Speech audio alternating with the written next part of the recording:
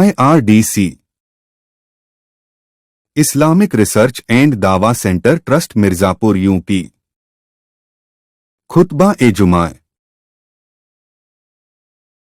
عنوان اسلام میں منہ بولی ماں و منہ بولا بیٹا بنانا۔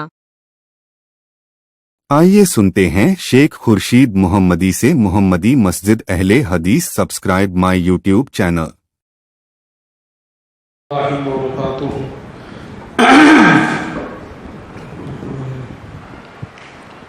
إن الحمد لله نحمده ونستعينه ونستغفره ونعوذ بالله من شرور أنفسنا ومن سيئات أعمالنا من يهده الله فلا مضل له ومن يضلل فلا هادي له وأشهد أن لا إله إلا الله وحده لا شريك له وأشهد أن محمدا عبده ورسوله أما بعد فإن خير الحديث كتاب الله وخير الهدي هدي محمد صلى الله عليه وسلم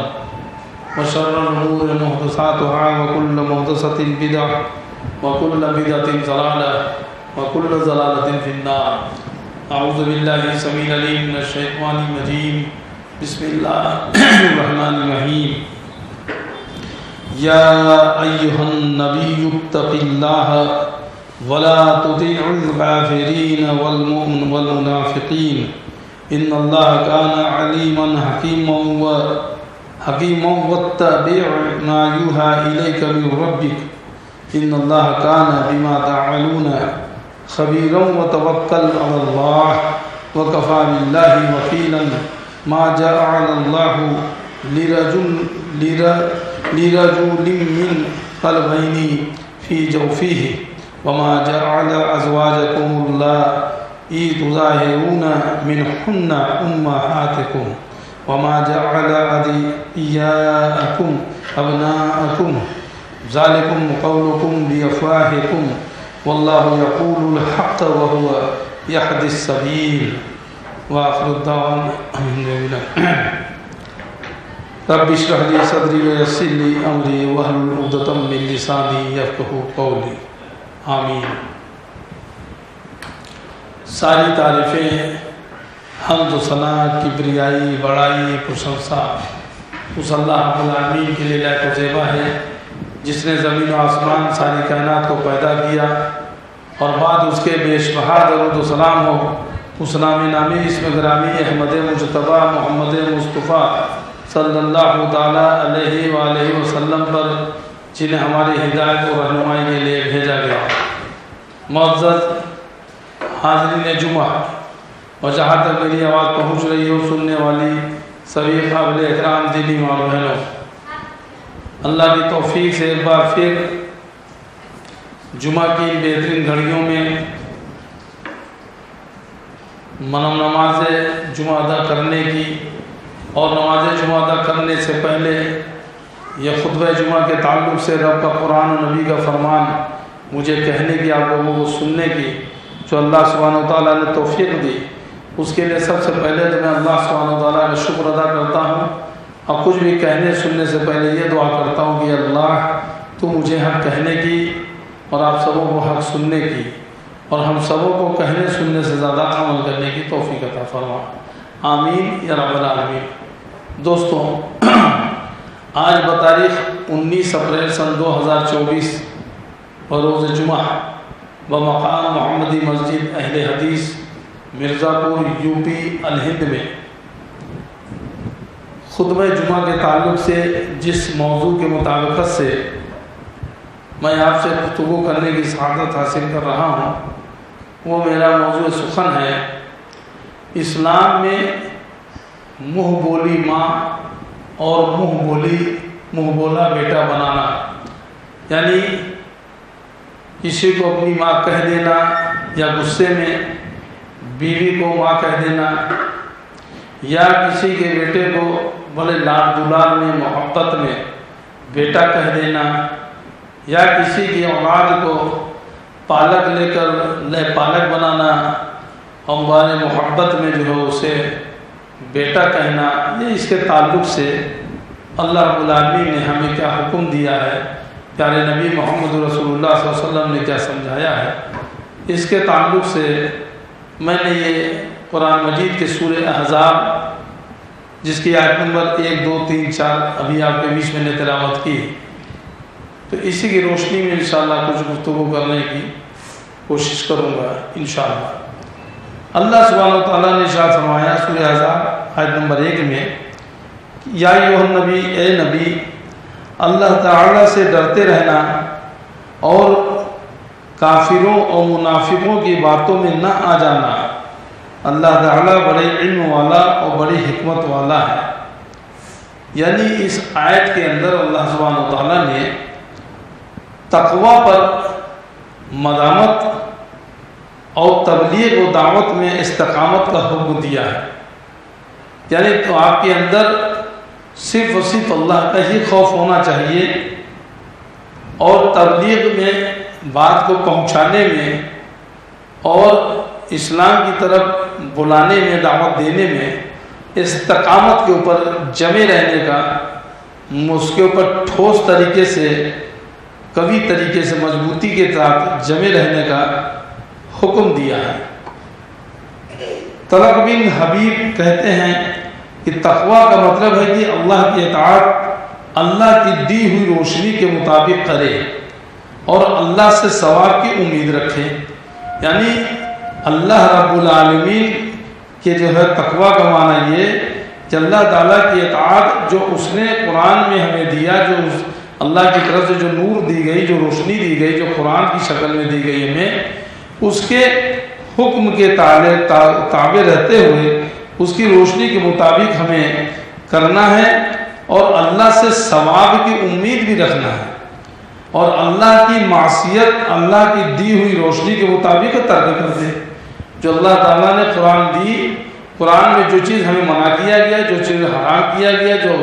گناہ قرار دیا گیا، جو ناجائز بتایا گیا، جس سے منع کیا گیا، جس سے روکا گیا ہے،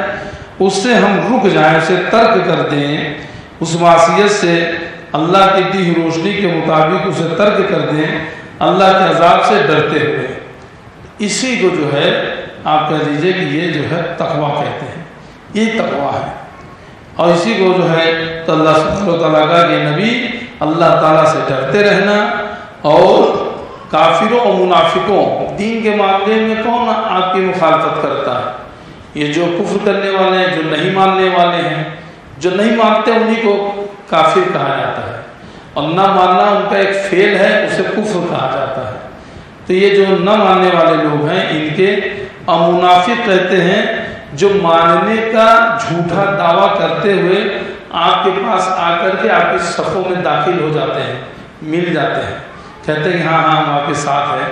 ہم آپ کی بات مانتے ہیں، جبکہ اندر سے واقعی میں وہ ساتھ نہیں ہوتے ہیں۔ اپنے لوگوں میں جا کے کہتے ہیں کہ ہم تو انہیں بیوقوف بنا رہے ہیں، ہم تو صرف گئے تھے ٹول لینے، دیکھیں ان کے اندر کیا کتنی طاقت ہے، کیا کرتے ہیں لوگ، کیسے کرتے ہیں، کیا ہے یہ منافق ہیں جو تو ان کے اور جہنم کے سب سے نچلے درجے میں سب رہیں گے۔ تو کافر اور منافق، اور تیسری چیز ہے مشرک، جو اللہ کے ساتھ شرک کرتے ہیں،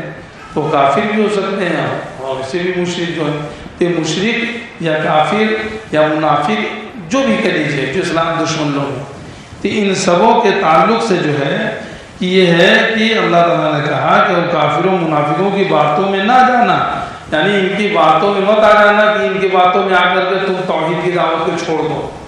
یا ان کی باتوں میں آ کر کے تم ذرا سا بھی ڈھیلے پڑ جاؤ، سست ہو جاؤ، ہلکے پڑ جاؤ، جیسا کہ یہ چاہتے ہیں۔ ایسا نہیں ہونا چاہیے، بلکہ کیا ہونا چاہیے، اللہ تعالیٰ بڑے علم والا، بڑی حکمت والا ہے، اللہ تعالیٰ کہہ رہے ہیں کہ تم مت جانا، اللہ تعالیٰ سب جانتا ہے، ان کی چالوں کو بھی جانتا ہے، ان کے دلوں کو بھی جانتا ہے، ان کی حرکتوں کو بھی جانتا ہے، یہ آپ کے سامنے کیا کرتے ہیں، آپ کے پیٹھ پیچھے جا کے کیا کرتے ہیں، سب اللہ تعالیٰ کو پتہ ہے۔ اس لیے آپ اس کی فکر مت کریے، آپ کی حفاظت کے لیے تو ہم کافی ہیں ہی ہیں، آپ جو ہے ان کے جو ہے باتوں میں مت آ جانا۔ پھر آگے آیت نمبر 2 میں اللہ تعالیٰ ارشاد فرماتے ہیں کہ جو کچھ آپ کی جانب آپ کے رب کی طرف سے وحی کی جاتی ہے اس کی تابعداری کریں، یقین مانو کہ اللہ تمہارے ہر ایک عمل سے باخبر ہے۔ یعنی قرآن کی اور حدیث کی بھی، اس لیے کہ احادیث کے الفاظ گو نبی کی زبان مبارک سے نکلے ہوئے ہیں، لیکن ان کے معنی و مفہوم من جانب اللہ ہی ہیں۔ جو بھی حدیث نکلتی، جو بات دین میں اللہ کے نبی کہتے ہیں، وہ اللہ کی طرف سے ہی ہوتی ہے۔ اللہ کی جو ہے بات ہے، اللہ کی ہی بات ہوتی ہے، اور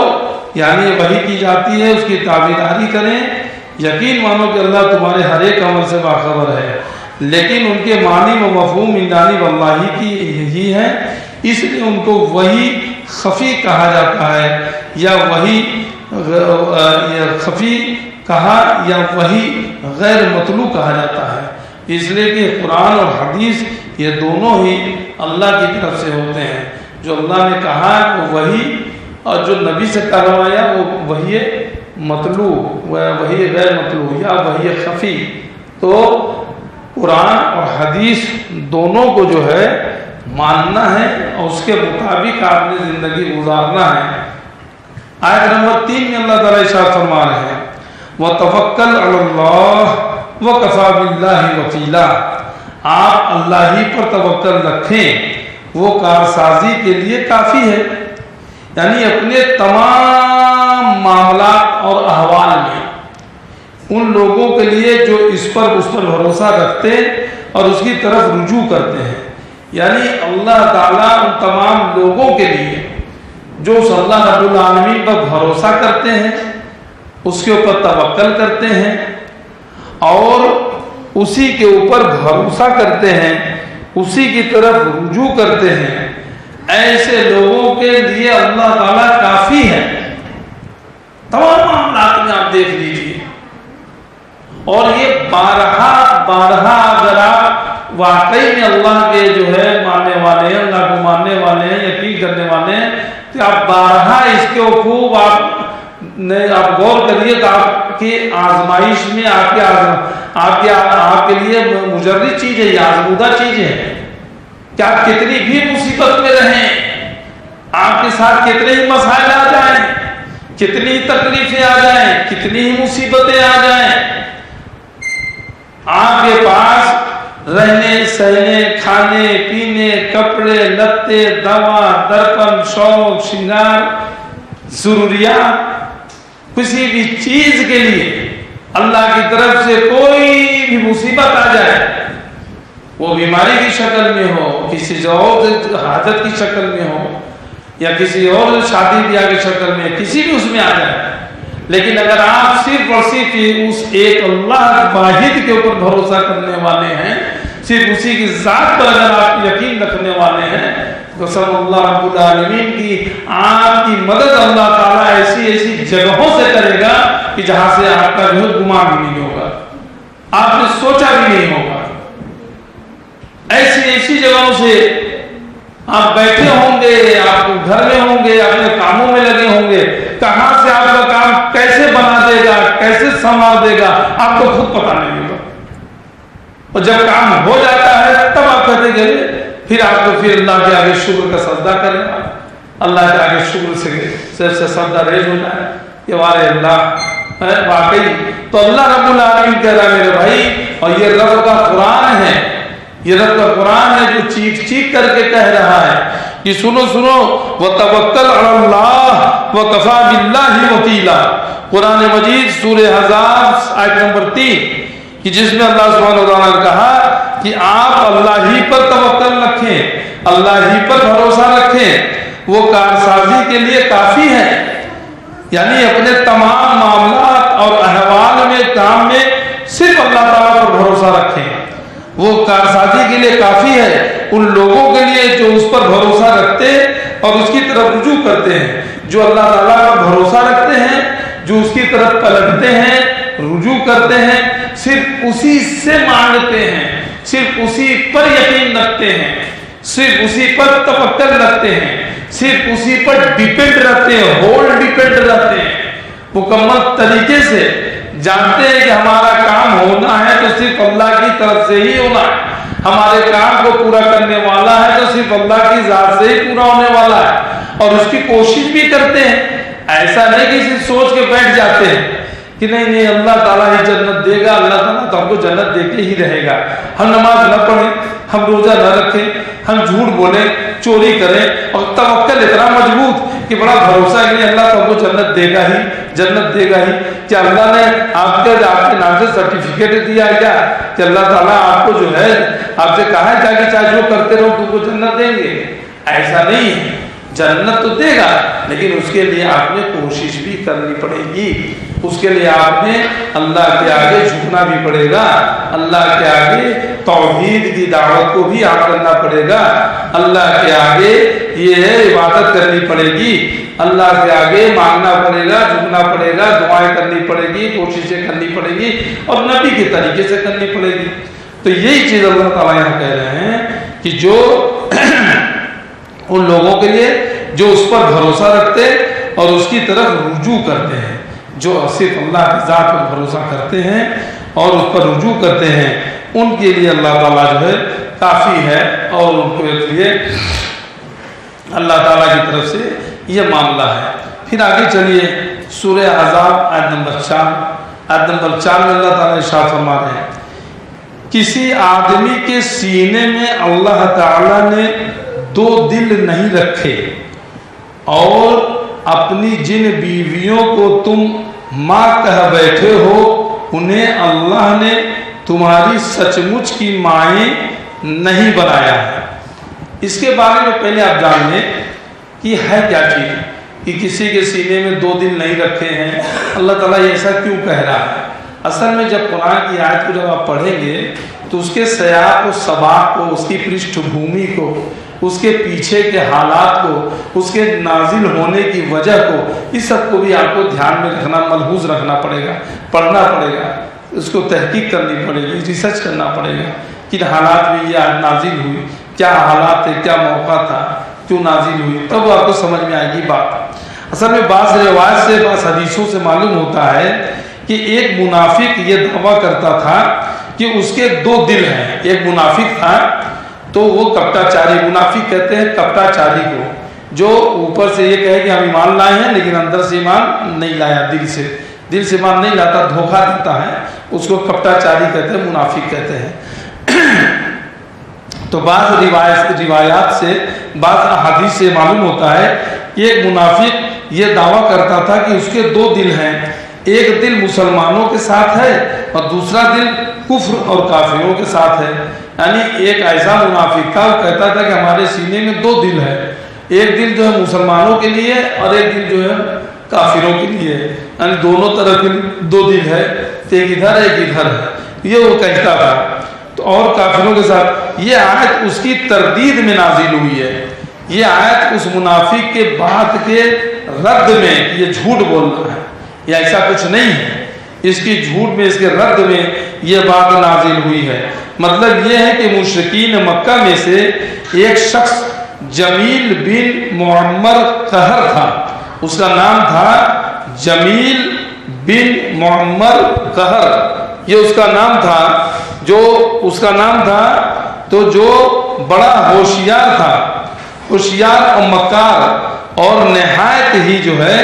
کہ کہہ لیجئے کہ جو ہے وہ تیز ترار ویکتی, تو تیز ترار شخص تھا. اس کا دعویٰ تھا کہ میرے تو 2 دل ہیں جن سے میں سوچتا سمجھتا ہوں, جبکہ محمد صلی اللہ علیہ وسلم کا ایک ہی دل ہے.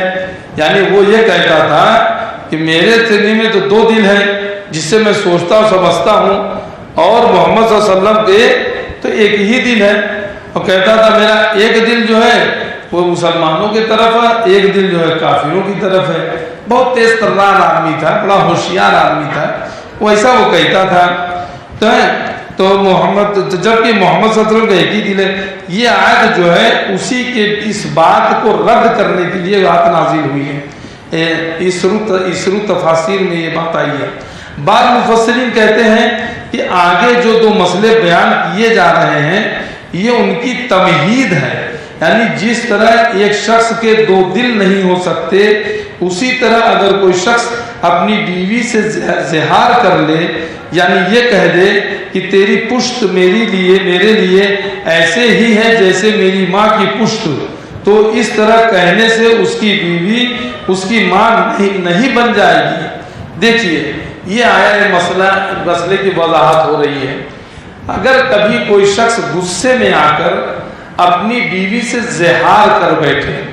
زہار کیا چیز ہے؟ زہار یہ ہے وہ غصے میں آ کر کے اپنی بیوی سے کہہ بیٹھے کہ تیری پشت جو ہے آج سے جیسے میری ماں کی پشت. یا عام چال ہم لوگوں کی بول چال میں کہہ دے کیا آج سے تو میرے لیے جیسے میری ماں کی طرح. تیرے پاس آیا سمجھ لے میری ماں کے پاس گیا. تیری پیٹھ میری ماں کی پیٹھ ہو گئی. تیرا جسم میری ماں کی جسم ہو گیا. تو میرے لیے حرام ہو گئی ہے. کچھ بھی اس طرح سے الفاظ کہتے. تو اللہ تعالیٰ کہہ رہے ہیں قرآن کے اندر یہ آیت نازل کر کے اسی چیز کو بتا رہے ہیں کہ اگر وہ کہہ دے تو اس کی بیوی اس کی ماں نہیں بن جائے گی. اگر وہ ایسا کہہ دے کہ آج سے تیرے پاس آیا سمجھ اپنی ماں کے پاس آیا, آج سے تو میری ماں ہو گئی, تیری میری ماں کی طرح ہے. یہ اس طرح سے اپنے اوپر قسم بیٹھانا, زہار کر بیٹھے نہیں تو وہ سمجھ لے. اور ایسا کر کے لوگ پہلے پھر بیوی کے پاس جانا چھوڑ دیتے تھے. یہ کیا ہے؟ تو یہ زہار ہے. تو اللہ تعالیٰ نے کہا کہ ایسا کہنے سے تمہاری بیویاں جو ہے تمہاری ماں وہ نہیں ہو جائیں گی. یوں اس کی دو مائیں نہیں ہو سکتی ہیں. یعنی اس شخص کی دو ماں نہیں ہو سکتی ہیں. ماں تو ایک ہی ہوگی جس نے اپنے بطن سے اس کو جنا ہوگا, جس نے اپنے پیٹ سے اس کو پیدا کیا ہوگا. ماں تو صرف وہی ایک ہو سکتی ہے. یہ دوسری ماں جسے وہ اپنی بیوی کو ماں کہہ رہا ہے یہ اس کی ماں نہیں ہو سکتی ہے. اسی طرح کوئی شخص کسی کو اپنا بیٹا بنا لے یا اپنا بیٹا یا لے پالک بیٹا بنا لے تو وہ اس کا حقیقی بیٹا نہیں بن جائے گا, بلکہ وہ بیٹا اپنے باپ کا ہی رہے گا. اس کے دو باپ نہیں ہو سکتے ہیں. اسی طرح سے اگر کسی شخص نے کسی کے بیٹے کو گود لے لیا اور کہا کہ یہ میرا بیٹا ہے تو وہ اس کا اصل بیٹا نہیں ہو جائے گا اور نہ یہ اس بیٹے کا سگا باپ ہوگا. یہ خوب اچھی طرح سے جان لیں. اسلام میں لے پالک کی جو ہے کوئی مطلب وہ گنجائش نہیں ہے کہ آپ کسی کے بیٹے کو گود لے لیں اور یہ کہیں کہ میں اس کا باپ ہو گیا ہوں یا اس کی پرورش کر رہا ہوں اور وہ خوشی خوشی سے اپنا بیٹا دے دے جس کے اولاد ہو کہ ٹھیک ہے بھائی آپ اس کو رکھ لیجیے, آپ ہی پالیے پوسیے, آپ شادی بیاہ کریے گا, آپ کی ذمہ داری. تو وہ کہیں میں باپ نہیں, آج سے تم باپ ہو. تو اس کے دو باپ نہیں ہو جائیں گے, باپ اس کا وہی رہے گا. اور دلیل میں آپ دیکھیں حضرت علی رضی اللہ تعالیٰ عنہ نبی صلی اللہ علیہ وسلم کے چچا زاد بھائی, وہ بچپن سے جو ہے نبی صلی اللہ علیہ وسلم کے ساتھ رہے, نبی صلی اللہ علیہ وسلم کی کفالت میں پلے بڑے جوان ہوئے. لیکن ان کے والد کون تھے؟ ان کے والد تھے ابو طالب جو ان کے چچا تھے نبی کے. تو نبی کے جب بھی حضرت علی کا نام آتا ہے تو حضرت علی بن ابی طالب آتا ہے. کوئی یہ نہیں کہتا کہ حضرت علی بن محمد صلی اللہ علیہ وسلم معاذ اللہ, ایسا کوئی نہیں کہتا. جب بھی نام آتا ہے حضرت علی بن ابی طالب, ابو طالب کے بیٹے حضرت علی رضی اللہ عنہ. تو پتہ ہی چلا کہ بچپن سے پالے پوسے بڑے ہوئے جوان ہوئے, شادی بیاہ کر دیا, اپنی بیٹی بھی نکاح میں دے دی, پھر گھر بار سب جو ان کا الگ کر دیا. پلی بچپن سے جوانی تک پال پوسے شادی بیاہ کر کے سب الگ کیا, تو وہ ان کے سگے باپ نہیں بن سکتے ہیں اور نہ ہی ان کی جائیداد میں اس کا کوئی حق نکلے گا. یعنی جو اس بیٹے کا حق جو ہے بیٹا ہونے کی وجہ سے اس میں نہیں نکلے گا. اب وہ الگ بات ہے کہ ایک تہائی حصہ جو آدمی کی جائیداد کا وہ اپنا کسی کو وصیت کر سکتا ہے اور اسی کو وصیت کرے گا جس کا حق اس میں نہ نکلے. اس وصیت میں سے وہ اس کو کچھ دینا چاہے تو دے دے, کچھ دینا چاہے پورا دینا چاہے جیسا بھی ہے وہ اس کی مرضی ہے. اور ورنہ اس کا حق اس بنا پر نہیں نکلے گا کہ جو ہے کہ یہ چونکہ اولاد ہماری ہے یا اس کو ہم نے گود لے لیا تو اب اس کا جو ہے اس کی جو ہے میرے میراث میں بھی اس کا حق بن گیا. ایسا نہیں ہے قرآن حدیث کی روشنی میں. وہ اس کا حقیقی بیٹا نہیں بن جائے گا بلکہ وہ بیٹا اپنے باپ کا ہی رہے گا, اس کے دو باپ نہیں ہو سکتے. یہ مسئلہ جو اوپر ابھی پہلے گزرا یہ مسئلہ زہار کہلاتا ہے اور اس کی تفصیل سورہ مجادلہ میں بھی ہے اس کے تعلق سے، تو کہ ایک عورت تھی اور کیسے کیسے اس کا جو زہار کا ہوا وغیرہ، ممکن ہے کہ وہ مسئلہ ہو اس میں۔ اچھا، اس کی تفصیل اس صورت میں بھی آگے آئے گی۔ ابھی صورت جو سورہ احزاب میں ابھی اور بھی ہے، جو آیت نمبر 4 کی میں آپ کے سامنے جو تشریح کر رہا ہوں، تو اس کے تعلق سے یہ بات آ رہی ہے، یعنی کسی کو ماں کہہ دینے سے وہ ماں نہیں بن جائے گی، نہ بیٹا کہنے سے بیٹا بن جائے گا، یعنی ان پر نبوت کی شرعی احکام جاری نہیں ہوں گے۔ اگر کسی کو اپنی ماں کہہ دیا تو ایسا نہیں ہے کہ اب اس کی ماں ہو گئی، سگی ماں ہو گئی، یا کسی کو بیٹا کہہ دیا تو اس کا بیٹا ہو گیا، سگا بیٹا ہو گیا۔